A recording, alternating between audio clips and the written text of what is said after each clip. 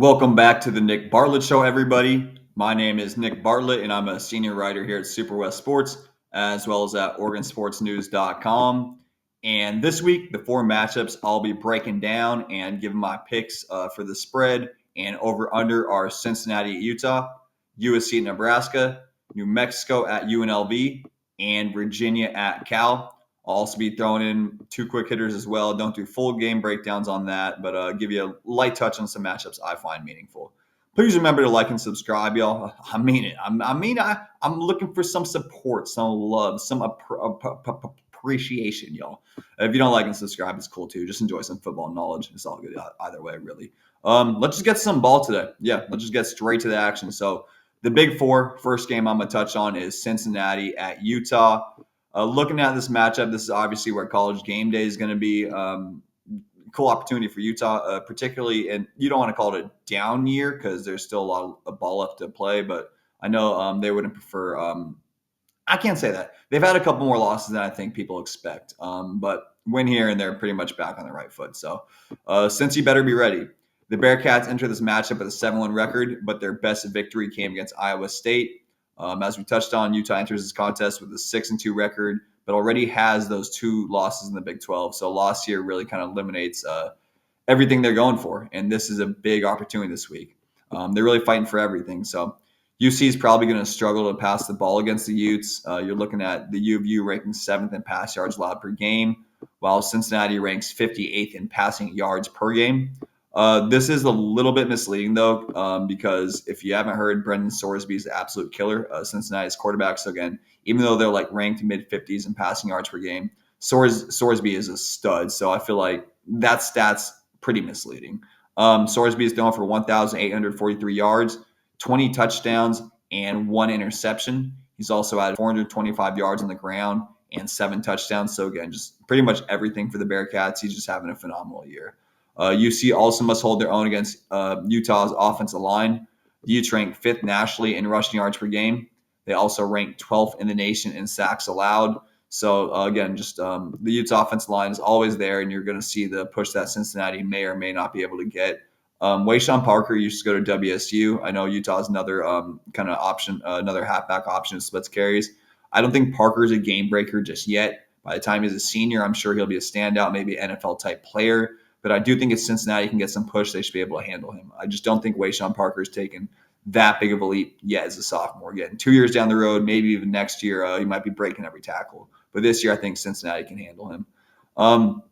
Anything else I really kind of want to touch on this game? Yeah, a few more things here. So they also may be able to counter with their own rushing attack. They rank 31st in rushing yards per game.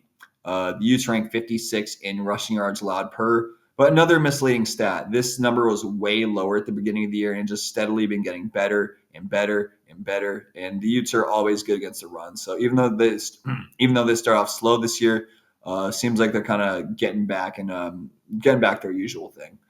So pretty much, if there's anything else I want to touch on, yeah, nothing else really here. Just know about Sorsby, know about the Utes offensive line, and I think those are going to be the two kind of key things to watch for either team. If Cincinnati is going to get it done and the Muss and Rice Eccles, they're going to have to pass the ball clearly.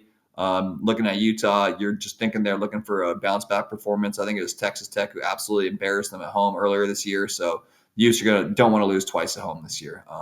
So again, I do release my fearless predictions later in the day, so I try not spoil too many games here. But hopping into the spread and over cover and the over under spread, Utah's favored by 7.5 points. I do not think Utah will cover the spread. Again, I do not think Utah will cover. Utah has not looked bulletproof this year. They do have a few chinks in the armor. Again, Sorsby is he's a killer, man. So I just think that a 7.5 point spread feels a bit steep to me. Looking at the over/under, 55.5 is the mark. You're looking at the under here. I just think it's going to be a little bit low scoring game. Again, Utah's offense not as good as I'd expect. Again, I think they have a good offensive line, but in terms of skill players, guys like Ryan Davis, Wayshawn Parker, I think they've had more in years past. But again, they're still solid, that's for sure. And again, for Cincinnati, they're going against Utah's defense on the road, so I just expect a kind of low output there. So again, you're looking at I do not think Utah will cover, and I'm going with the under here. As always, I throw in a few stats, a few extra stuff here, get the nerd out of me. And so looking at the stats for Utah, we're looking at Devon Dampier. I actually don't know if he's going to start, so let me scratch this stat. I believe the Utes actually had a different starter last week against Colorado, so that threw me off. But heck, I'll give it to you anyway. If Dampier starts, he's thrown for 1,375 yards, 13 touchdowns, and 4 interceptions. Again, be on the lookout for a backup quarterback. I'm blanking on the name of the guy who started last week, but it could be a different starter. So please keep that in mind. Dampier's also added 442 yards and 5 touchdowns on the ground. Wayshawn Parker leads the team with 503 yards rushing. He also has 6 combined touchdowns, obviously receptions and rushing touchdowns. Ryan Davis leads the team in receptions and receiving yards with 48 and 518. He's also tied for the team lead with 3 receiving touchdowns. And Jackson Benny leads the team with 3 interceptions, including 1 pick six. He's also tied for the team lead in tackles with 39. Hopping over to Cincinnati here. We're looking at Evan Pryor leading the team in rushing yards and yards per carry with 478 and 7.2. He's also added 3 touchdowns. Tawee Walker is rushed for 466 yards and 4 touchdowns. He leads the team with 90 rushing attempts. Cyrus Allen leads the Bearcats in receptions, receiving yards, and receiving touchdowns with 34, 381, and 9 tutties. And Jake Golday leads the team in tackles and sacks with 68 and 3.5 a linebacker. He also has a forced fumble and 2 pass deflections. And again, I do not think Utah will cover the spread in this matchup, and I was going with the under. Next game we're going to be talking about here is USC and Nebraska. I kind of like this one. I hate to say, in the new age of college football, I don't like all these weird cross kind of regional rivalries. Not regional at all, national rivalries. But USC Nebraska feels like a cool one. So looking at the notes here, I'm not going to spoil my notes like always. I'm learning day by day. This matchup should prove an elimination game for the college football playoff. USC enters this contest after losing to Notre Dame 2 weeks ago. The Trojans are 1-2 on the road this year. Nebraska enters this game having barely escaped Northwestern last Saturday. And the key for this contest should prove SC's rushing attack. Yeah, I know that catches people off guard. USC has a good rushing attack this year. And the reason why, I guess before we get to it, they average 204 yards per game, ranking 23rd nationally. And this could prove troublesome for the Cornhuskers as they rank 89th in rushing yards allowed per contest. Waymon Jordan and King Miller combined for 956 rushing yards and 8 rushing touchdowns. So the reason why this is so important, the rushing attack, is because you think of USC, I think it's probably first in the nation in passing yards. Still, the Huskers are actually second in passing yards allowed. So you can almost kind of, they almost override each other. You have the nation's best passing attack in terms of yards per game, but you also have Nebraska, who ranks second in yards allowed per game in terms of defense. So that kind of overrides each other. So that's why I'm thinking the rushing game is so important in this matchup. Flipping the Husk, as one would say, the Huskers also have a good passing attack, ranking 25th, but they lack the explosiveness of SC. Either way, they may be able to capitalize against the Trojans' weak secondary, which ranks 80th in passing yards allowed. Dylan Raiola has thrown for 1,909 yards, 17 touchdowns, and 6 interceptions this season. Seems like after kind of bursting on the scene a bit last year, he's quietly actually finding his rhythm. May not be getting the same hype he did last year with those initial wins, but actually maybe performing better holistically throughout the whole season. I'd say that's pretty much it. I'm going to get to the notes before I give you my pick this game. Looking at Nebraska, Emmett Johnson leads the team in rushing yards and rushing touchdowns with 837 and 9. He is a key to watch. USC's also got to lock him down.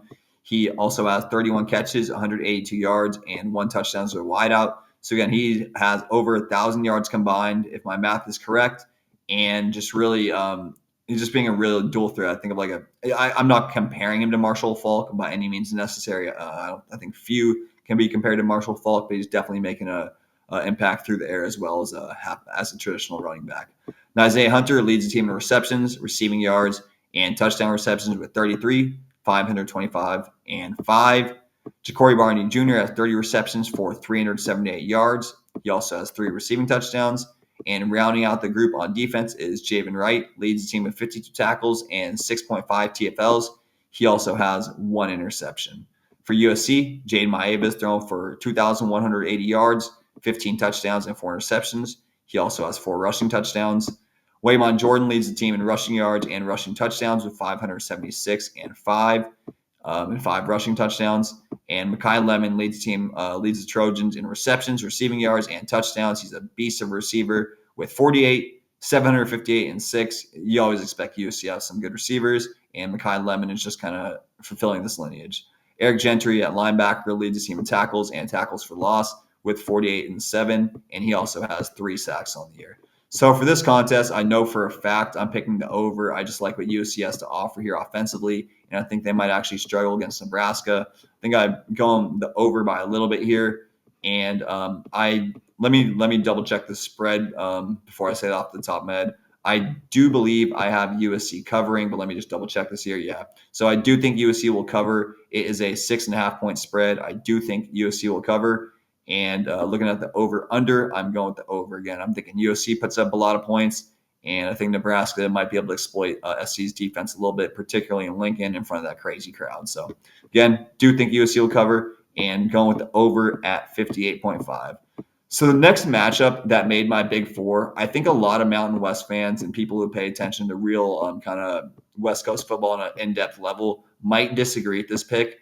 For me, I just don't think San Diego State has proven enough yet. I'm a little bit biased because I saw my Cougars handle them, pretty easily earlier in the season. I believe that was Jaden Denegal's first start, so maybe kind of gaining some confidence and a big reason why the Aztecs are doing so well. But I just don't think yet that the Aztecs are worthy of getting in my Big Four this week. Very, very close. Would have been I don't want to say a coin flip, but like a 60-40 decision. But with all of that crazy lead and talking about the wrong team, the matchup I'm actually going to preview, as I told you at the top, is UNLV and whoever the heck UNLV is playing, which is New Mexico. So for those who don't know, New Mexico is really having an upstart year under Jason Eck. UNLV is finding a way under Dan Mullen, really beat up offense and defensive lines at the beginning of the year, but just find a way with only one loss. So before I ruin any more of my notes, let me actually read them. Both of these teams are similar, as we touched on here. Both squads are winning at a faster rate than expected under new head coaches. Jason Eck is doing his thing in New Mexico, posting a 5-3 record thus far. Got a nice win against UCLA and also played well in the Big House against Michigan. And that UCLA victory is looking a little bit better as the season continues on. Maybe, because they did still Foster at that time, so maybe. But it's looking a little better for sure. UNLV enters this contest at a 6-1 mark. Their only loss is coming against Boise State last week. The key to this matchup should prove whether the Lobos can score enough points to keep pace with the Rebels. UNLV's offense ranks 17th nationally, averaging 37.1 points per game, while the Lobos only score 29 per contest. Vegas has a formidable rushing attack. They do rely heavily on Anthony Anthony Colandrea. He is a big portion of kind of their offense in terms of throwing and rushing the ball. Colandrea is dual threat again, just a big part of their strategy. He's rushed for 410 yards and 4 touchdowns this year. Jaden Thomas is obviously the more explosive runner, I should say, but I think that New Mexico is really going to have to find a way to slow down Colandrea again. 410 yards on the ground and 4 touchdowns this year. If UNM is going to pull off the upset, they'll likely need a big game from quarterback Jack Lane.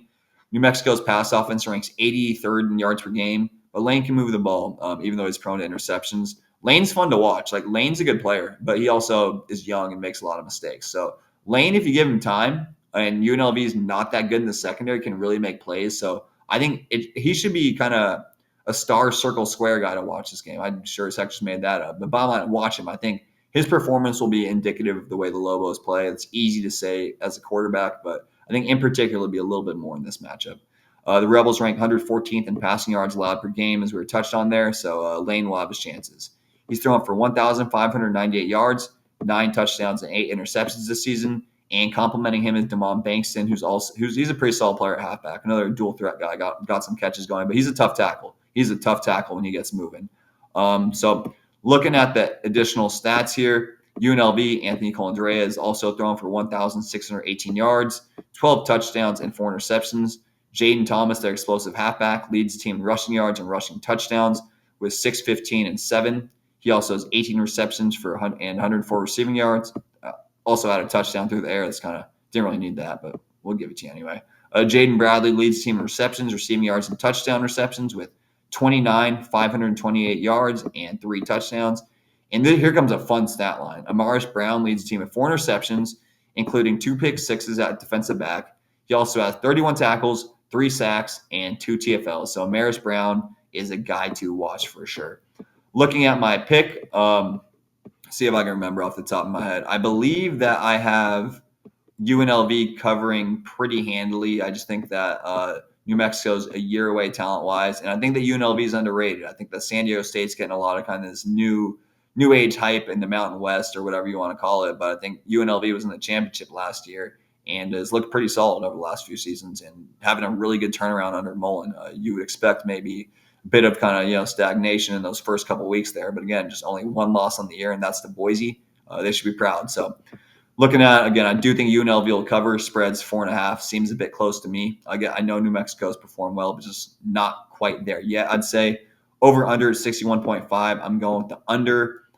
Just got a feeling that this might be a little bit low scoring on New Mexico's side. I think UNLV wants to bounce back after their tough loss last week.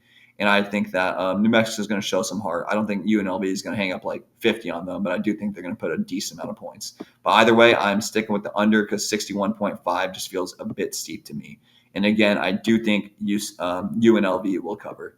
Final matchup is going to be California at Virginia. And this is where I get personal. I get down and dirty. I get angry because honestly, I'm not really sure what Justin Wilcox and Cal is doing at this point. Maybe I'm just mad because they lost and I picked them last week, but honestly, it does feel like Wilcox is underperforming. This time it will spoil my notes. I know if he has a losing season this year, that'd make 8 out of the last 9 years with a losing record. That's not what Cal signed up for. I just expect better. So again, I think that you would expect a little bit better from Cal. That's just my opinion. Looking at kind of the actual notes here, though, I'm sure that is some of the notes, but beyond Wilcox, I think kind of the main thing to watch here is going to be can Cal slow down Virginia's passing attack? But again, you're going to look at here. Let me actually get to it. So, yeah, I know the West Coast is chill, blah, blah, blah, blah. Basically, same thing I just said about Wilcox. Can they figure out what they're doing with him? Because it's kind of important. 8 out of 9 time, eight losing seasons in 9 years, as we touched on already. If they lose this year, they should, from a talent perspective, be able to hang with Virginia. Virginia's not like doing super good this year. Record-wise they are, but they almost lost to WSU in overtime, the Cougars, and they almost lost to North Carolina in overtime as well. So they barely escaped their last couple games. So just looking at that, Virginia definitely seems beatable. You'd think Cal has more talent than WSU for sure. And again, just barely surviving. You're looking at the Bears. I think that they do match up well because they have the 33rd ranked passing defense in terms of yards allowed per game. Hezekiah Masses is a playmaker in the secondary. He has 4 interceptions and 9 pass deflections. But it won't prove easy because Chandler Morris really is an excellent quarterback. Morris is thrown for 1,807 yards, 12 touchdowns, and 5 interceptions this year. Virginia also struggles to defend the pass, ranking 88th in yards allowed per game. So just the combination of Tron Grizel, Mason Minnie, and Jacob DeJesus, Cal's 3 receivers / tight end, and Minnie, 2 receivers and tight end, if you include Minnie. I think they could be able to exploit Virginia's secondary. But again, Cal didn't win in Blacksburg last week, and I thought they'd do that.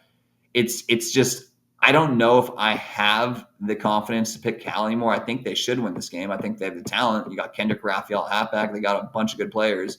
I just don't know how I feel on that. But before I give you the spread and the over-under picks, let me throw in the extra stats as always. JKS, Jaron Kebe-Sagapalete, is thrown for 1,982 yards, 11 touchdowns, and 7 interceptions. He's also added 2 touchdowns on the ground. Kendrick Raphael, halfback, leads the team with 566 rushing yards and 8 rushing touchdowns. He has 135 rushing attempts on the year. Tron Grizel has 448 yards and 1 touchdown reception. They have a bunch of receivers. He's not like the leading receiver. I think it might be DeJesus at this point. But Tron Grizel's kind of been a consistent player for Cal, so I want to show him some love. And Katie Lave, formerly of USC, leads the team in tackles and TFLs with 81 and 10.5. He also has 3 sacks.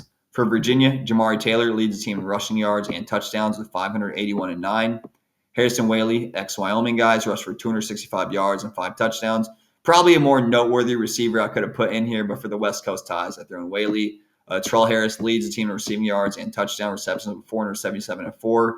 He's tied for the team lead in receptions with Jamal Endrine at 32. Endrine is something like 400 yards too. I probably should have thrown in his stat for Whaley, but just because of the Wyoming connection, I want to put Whaley in there. And Mitchell Melton leads the team in tackles for losses and forced fumbles with 6.5 and 2. He also has 30 tackles, 2.5 sacks, and 1 interception. And I believe he's a defensive end. I forgot to put that in my notes, but I believe he's an end. Do not quote me on that. Looking at my actual pick here, again, I just think that it's really, really hard for me to pick Cal after last week. So I think you know where I'm going with this one. No tomfoolery here, as the kids would say. I don't think kids have said that since the 1940s, but I said it, and I'm a 90s kid or 2000 kid or whatever they call us, Gen X, Gen Z, Boomer. I don't know what I am. I'm a human. So spread, Virginia's favored by 4.5 points. I think they will cover this. I do think Virginia will cover this. Over under 52.5. I'm going with the over. Maybe breaking some logic here. I just think that Chandler Morris puts up a decent amount of points, even though Cal's good secondary. I think Cal kind of underwhelmed last week. And I think Cal, again, with JKS, Mason Minnie, the 3 receivers, Grizel, De Jesus, I think they should be able to kind of exploit Virginia just a little bit with their weak secondary. So, again, you're looking at, I think Virginia will cover, and the over-under mark is 52.5, and I'm going with the over. The next 2 and final 2 games will be the quick hitters. Yeah. I don't have a singing career, but I did try. Can you appreciate the effort on the sing along? I thought it was pretty solid. So yeah, it wasn't solid at all, but yeah, I tried. Looking at the quick hitters here, final 2 matchups. I know San Diego State's going to be one of them, but we're not going to get to them yet. It's going to be Arizona State at Iowa State. It's going to be the first one. Again, not going to touch on this too deep. You already know that. But really the main thing to know here is Sam Levitt's out for ASU. Jordan Tyson is still questionable, and ASU could not move the ball a week ago without Tyson. Yeah, I mean, ASU really, really looked bad without him. There's no other way to say it. For Iowa State, they've underperformed this year. I think they'd be the first to say it, but they're looking for some redemption for the Big 12 championship, getting whooped by ASU next year. They get him when they're injured. They get him when they're hurt. There feels like no better time for revenge. So we got a guy like Rocco Beck at quarterback who's really consistent. Abu Sama kind of complimenting him. They have another halfback as well. So for this one, I'm going to say I do think Iowa State will cover. They're favored by 7.5 points. I do think Iowa State will cover. And you're looking at the over-under at 48.5. I'm going with over for this game. I just think that Iowa State's going to put a lot of points on the board. I think they're going to be angry. I don't know if ASU is going to hold their own. Again, I'm not necessarily sold on Jeff Sims if he's the guy. Well, actually, he is the guy, and he's not really won that much as a starter. But now I'm giving you too much information here. Bottom line, I do think Iowa State will cover. And over-under 48.5, I am going with the over. And the final matchup is that SDSU matchup. Hey, you win, you're probably making my Big Four next week with that Hawaii game. And if you get that, you're definitely making the Big Four when you play Boise, but just not quite there yet. Again, kind of easy schedule. Wyoming really has nothing on offense. Caden Anderson's a good quarterback. They have a trio of halfbacks, but really they rank they rank really low in terms of points scored per game. And Caden Anderson's their best viable option, but they just don't have a lot of support around him. For SDSU, ever since Jaden Denegal has taken over, they've improved. Probably touched on this a bit earlier. Have a great halfback in Lucky Sutton. Have a really good receiver in Jordan Napier. So they have 3 options on offense. And I believe they're actually second nationally in points allowed per game on defense. Not sure how this is happening with Sean Lewis's Aztec fast offense, but the defense has really been the stronger unit for SDSU this year. I think Trey White's a big part of that. Arguably, I don't want to say the best defensive end in the country, but he's definitely up there. He'll be eaten up on NFL draft boards, so he'll be a big time selection in the NFL. But yeah, just really shocked to see the way SDSU is holding it down in defense. With that being said, again, I just don't think Wyoming's got enough on offense. I think San Diego State will cover the spread, and you're looking at the over/under 41.5. I'm going with the under here. Got a feeling it's going to be a real low-scoring game for Wyoming. I think San Diego State does put some points on the board, but I just think Wyoming's going to struggle, and SDSU still have to prove something. Maybe getting overlooked by guys like me talking about UNLV and Boise State still. Maybe. We'll see. Got to win this week and again set up that big matchup with Hawaii. So that is going to do it, everybody, for the Nick Bartlett Show. I appreciate y'all's support. It has been a long week. It has been a real long week. So I just appreciate doing this, have some fun talking about some games. To recap my picks here, you're looking at For the spread, Utah won't cover, USC will cover, UNLV will cover, and Virginia will cover. Again, Utah won't cover, USC will cover, UNLV will cover, and Virginia will cover. For the over-unders, Cincinnati, Utah under, Utah, Nebraska over, New Mexico, UNLV under, and Virginia, Cal over. Again, that is Cincinnati, Utah under, USC, Nebraska over, New Mexico, UNLV under, and Virginia, Cal over. Hope your team wins this week, guys. That's all it is in college football. If your team doesn't win, I hope they compete. And if they don't compete, I hope you drink a beer. Can I say that? I said it, whatever. Bottom line, have some fun. Enjoy the games. Hey, keep fighting out there. It can be a cold world, but there's a lot of beautiful people. Keep fighting. Deuces.